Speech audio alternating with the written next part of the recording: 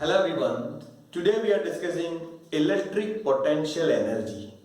Electric potential energy of a system of charges, a group of charges. It is defined as the amount of work done. It is the amount of work done in assembling these charges in their particular locations by bringing them from infinity. In the beginning, we are discussing the potential energy of a two-point charges, a system of two-point charges. So we have two charges, that is Q1 and Q2, separated by a distance R12. So we are going to calculate the total potential energy of this system.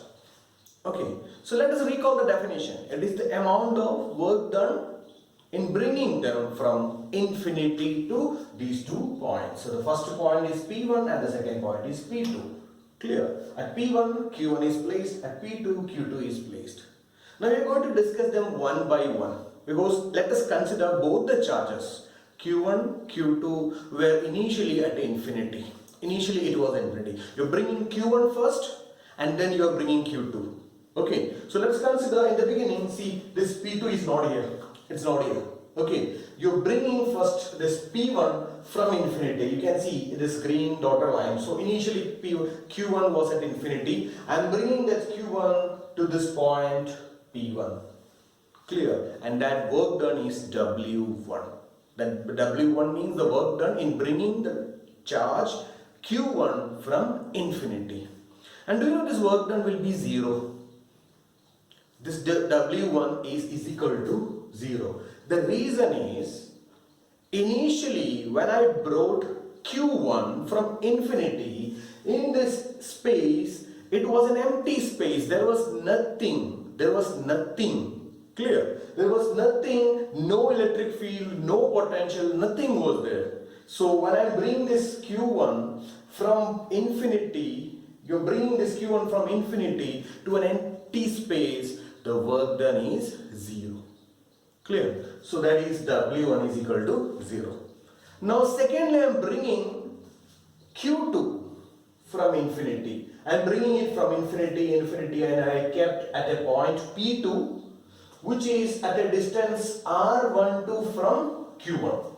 Now this work done is W2. It cannot be 0. It cannot be 0 because this Q2, when I am bringing, already there is a charge Q1 and it has an electric field around it and there is a potential. Yes. So I am bringing this Q2 in the field of Q1. So there is a work done. This work done W2. It's not 0. So now you are going to see what is the value of this W2. So W2 is equal to Q2 into V1. How this formula came? So you remember the basic formula of potential, V is equal to W by Q. So you can rearrange W is equal to QV. So Q means the charge which you are bringing from infinity. So which charge it is? Q2. And you are bringing to a point P2 where already there is a potential of the first charge Q1. So that potential is V1. That potential is V1. Now, the potential formula. The potential at point P2 due to the first charge Q1, we know the potential at a point due to a point charge V is equal to KQ by R, which we discussed in the previous class. So V is equal to KQ by R. So it is the first charge. So V1 is equal to KQ1 by distance. And what is the distance right now? It is R12. So now, I am going to substitute the value of V1 over here. So you will get W2 is equal to KQ1 Q2 divided by R12. Now you have both W1 and W2. The total potential energy of this system is the total work done. That is U is equal to the potential energy is the total work done. Total work done is the sum of W1 and W2. Now you have both the values. W1 is 0 and W2. Now let's substitute both the values over here and you will get K Q1 Q2 by R12. and this is the total work done, and which is equal to the total potential energy of this system, a system of 2-point charges.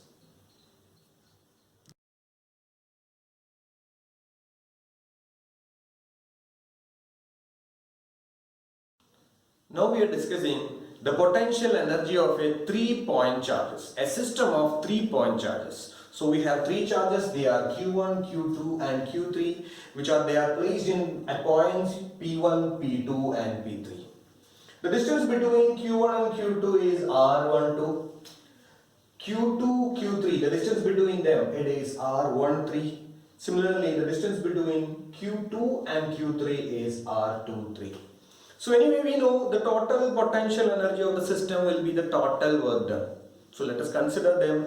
We are bringing, initially they were at infinity. You are bringing first Q1 from infinity, and after that you bring Q2, and then finally you will bring Q3. So all the work done, that is W1, W2 and W3, this is what you are going to calculate, and the sum will be the total potential energy. Anyway, the first two we have already discussed. That is, let us bring Q1 from infinity.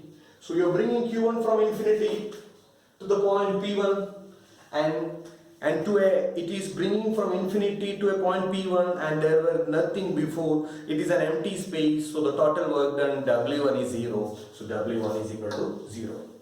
And now you are bringing the second charge Q2, so that is from infinity to point P2, Q2. So we have just discussed only in the previous session, that is that work done W2 is equal to Q2 V1, and V1 is equal to KQ1 by R12, and you're substituting the value of V1 over here, so W2 is equal to KQ1 Q2 by R12. So now you have W1 and W2. Now let us discuss the third work done, that is W3. Now you're bringing this charge, the third charge Q3, from infinity, you're bringing it to a point P3. And at that point is P3. And at that point, there is an electric field of both Q1 and Q2.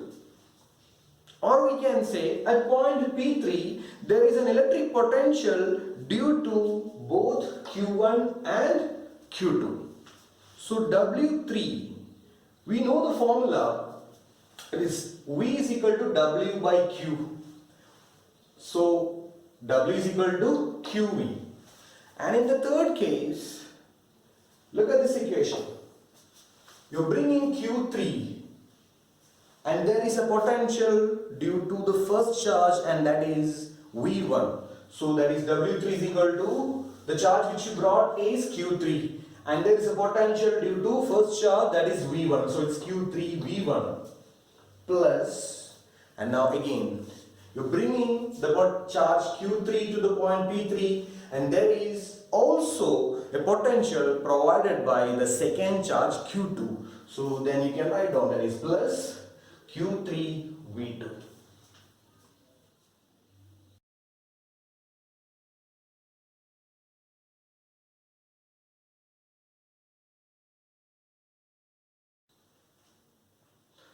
Now we are going to calculate the work done W3. Okay, look at this equation. It's W3 is equal to Q3V1. Okay, here you may get confused because V1 you have already discussed in the beginning of this derivation.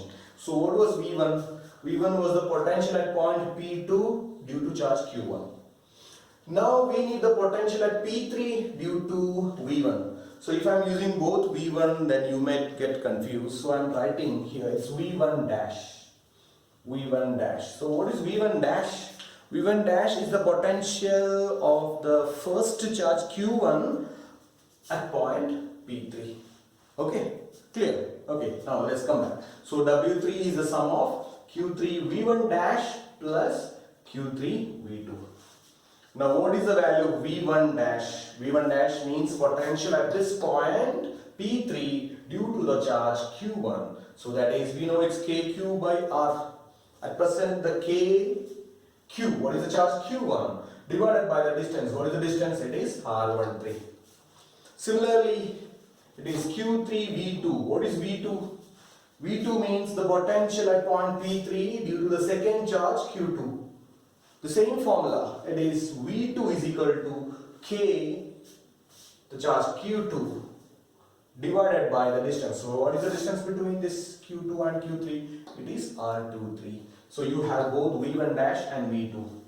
Now we are going to substitute both the values in the above W3. So we substitute this and finally we will get W3 is equal to K Q1 Q3 by R13 plus K Q2 Q3 by R23. So this is the third work done W3.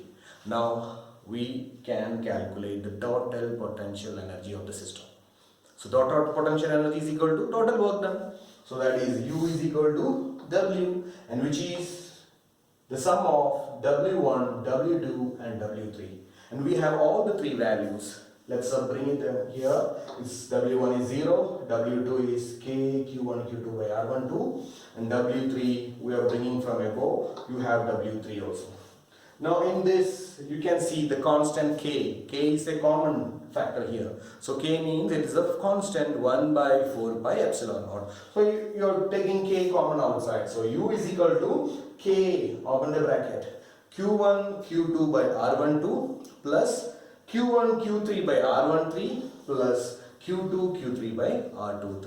And this is the total potential energy of the system of 3-point charges.